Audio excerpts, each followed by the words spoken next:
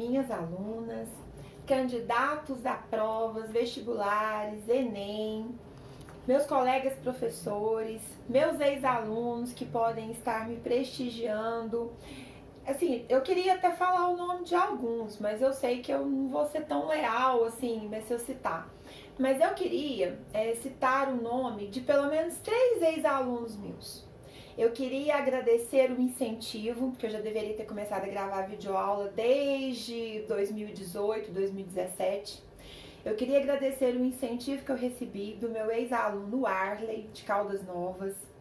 Eu gostaria de agradecer o incentivo que eu tive da minha ex-aluna, que já é professora, que é a Nathalie, que é professora no Colégio Silvio de Mello. Eu queria agradecer os grandes elogios que eu já tive de uma grande ex-aluna minha, que é a Lorena. Então, um abraço para esses ex-alunos. E eu queria também mandar um abraço especial em alguém que eu abraço todos os dias. Nem sei se ele vai assistir esse vídeo, que ele é muito ocupado. Mas ele também é meu ex-aluno e ele é meu fã de literatura, que é o meu filho, o Álvaro, que é apaixonado por mim, pelas minhas aulas de literatura. Aliás, eu vou dizer uma coisa pra vocês. Eu penso que o meu filho, se eu fosse um Brás Cubas e fosse tentar fazer uma análise de mim mesma, eu iria chegar à seguinte conclusão numa análise psicológica. O meu filho gosta mais de mim como professora do que como mãe. É meio melancólico, não é? Então, são essas empatias que a gente percebe, que a gente vai percebendo depois que a gente lê um livro como Memórias Póstumas de Brás Cubas. Tudo bem que eu ainda não morri, nem pretendo tão cedo. Mas assim, enquanto viva, a gente já pode fazer essas análises. Eu que já tô assim, meio caminho andado, então você começa a olhar no retrovisor da vida, olha aqui uma metáfora. Você começa a olhar no retrovisor da vida e você começa a perceber isso. Pô, eu acho que o meu filho gosta mais de mim como professora do que do meu papel de mãe.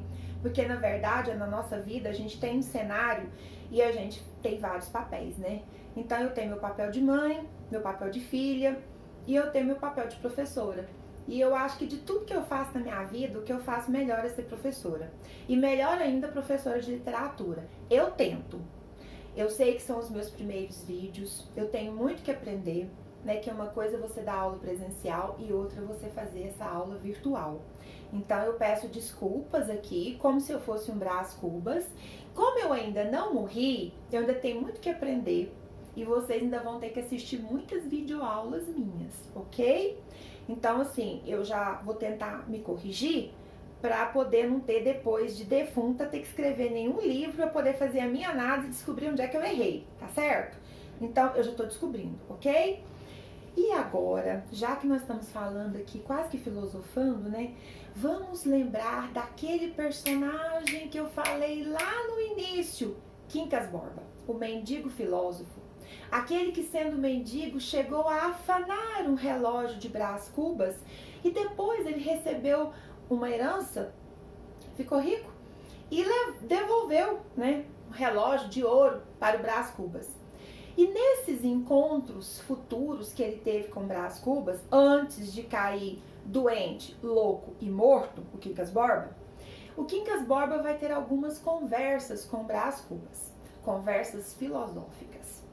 Conversas filosóficas em que ele vai desenvolver com Brás Cubas a teoria do humanitismo. Pessoal, essa invenção que o Machado de Assis cria e empresta para o personagem Brás Cubas para que ele escreva suas memórias, essa teoria do humanitismo que aparece na cabeça de Quincas Borba, nada mais é do que uma grande sátira a todas as correntes científicas, filosóficas e de pensamentos do final do século XIX. Parece que realmente Machado de Assis era o bruxo do Cosme Velho. Já ouviram falar isso? Então, Cosme Velho era a rua ali que ele morava. Aí ele ficou conhecido como o bruxo do Cosme Velho, porque reza a lenda que quando ele escrevia, ele tinha um caldeirãozão preto, que as páginas que ele descartava, ele jogava naquele caldeirão e punha fogo. E aí ele ficou conhecido como o bruxo do Cosme Velho. Mas essa não é a única explicação, não. Tem uma outra explicação. A outra explicação é que nenhum outro escritor da literatura brasileira conseguiu, através da ficção, através das metáforas, literariamente falando, desvendar tantos mistérios da alma humana, falar tão bem do que se passa no interior das personagens e como esse interior dessas personagens fictícias são parecidas com o interior nosso, personagens da vida real. Então ele conseguia, de forma direta, de forma indireta, de forma muito elegante, de forma metafórica, ir desvendando esses mistérios da alma. E esses mistérios que ele não conseguia desvendar, ele deixava para que o leitor desvendasse. Porque ele deixava os enigmas, as incógnitas. Ele deixava lacunas entre um parágrafo e outro, entre um capítulo e outro, para que nós, simples mortais, leitores, conseguíssemos interpretar aquelas lacunas que ele deixava. Então eu preciso interpretar, quando eu leio o capítulo Ao Vencedor as Batatas, e a gente vai ler sobre a luta de duas tribos, né? Essa é uma alegoria que o Quincas Borba cria para explicar para o Brás Cubas, como era tão inteligente quanto o Quincas Borba, para explicar para o Brás Cubas por que a guerra é necessária. Por que a morte é necessária. Por que a morte passa a ser um bem para a humanidade? Aí ele conta a história, era uma vez, né, duas tribos que caminhavam e precisavam chegar a um determinado local muito distante. E essas duas tribos já estavam sem se alimentar há bastante tempo, há vários dias. Até que essas duas tribos encontram um campo de batatas. Acontece que se as duas tribos, de forma pacífica, dialogando, sendo solidários, né, uns com os outros, eles dividissem as batatas não seriam suficientes para que eles chegassem ao seu destino final. Então o que tinha que acontecer? Alguém tinha que chegar ao destino final.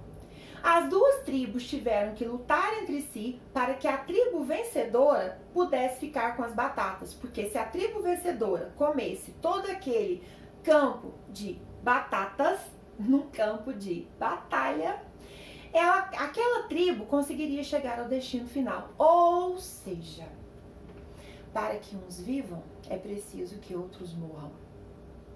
O que existe de bom, de agradável, não é suficiente para todos. Por isso as pessoas vivem numa eterna competitividade.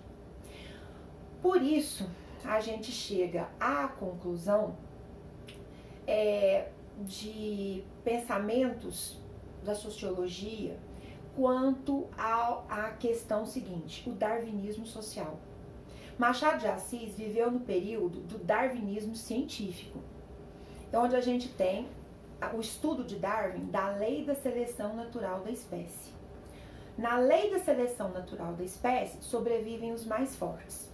Quando Darwin desenvolveu o seu estudo, ele estava falando da fauna, da flora, da biologia, do estudo do meio ambiente. Mas depois, esse estudo foi para a questão sociológica. E nós vivemos isso, e encontramos isso, e identificamos isso até hoje. O darwinismo social. Na sociedade, entre os homens, a civilização, as classes sociais, sobrevivem os mais fortes. Quais mais fortes? Os mais inteligentes, os mais audaciosos, aqueles que têm mais poder econômico, esses vão sobrevivendo. Os fracos, eles desaparecem. E é esse estudo do darwinismo social que a gente pode encontrar e fazer uma análise por meio das obras de Machado de Assis também. Além dessa alegoria de Ao Vencedor as Batatas, que Quincas Borba tenta explicar para Brás Cubas, ele também vai explicar, vai tentar, aqui quando eu falei do darwinismo social, tá certinho? Que para os meus alunos, eles receberão esse material completo dos slides.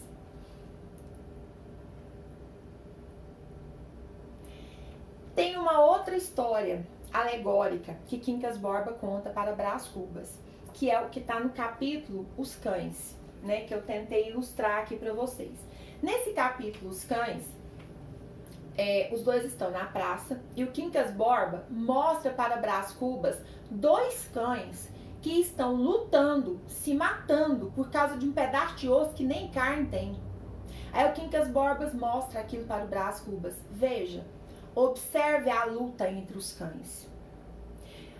O que importa é vencer. Nem sabe o que está ganhando. No caso aqui não está ganhando nada, porque está levando um osso sem carne, um osso um pedaço ali descarnado. Não tem o que ganhar, mas só para dizer que levou, só para dizer que ficou com a melhor, só para dizer que eu sou melhor que o outro. Veja, Brás Cubas, a sociedade é assim. Entre os homens é assim. Não é diferente dos cães. Não é diferente de tribos de tempos passados e nem civilizadas eram. Todos nós queremos sobreviver, mas queremos mais do que sobreviver. Nós queremos sobrepor ao outro. Nós queremos ser melhor que o outro. Por isso a sociedade vive e viverá uma eterna competitividade.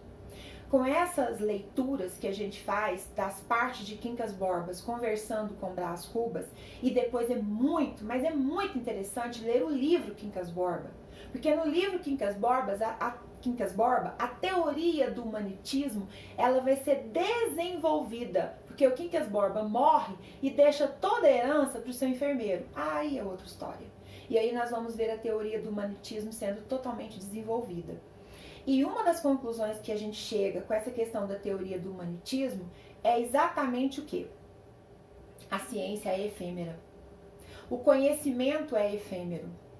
Tudo que eu busco, tudo que eu pesquiso, tudo que eu escrevo, tudo que eu leio, nunca se esgota. Não existe uma verdade final.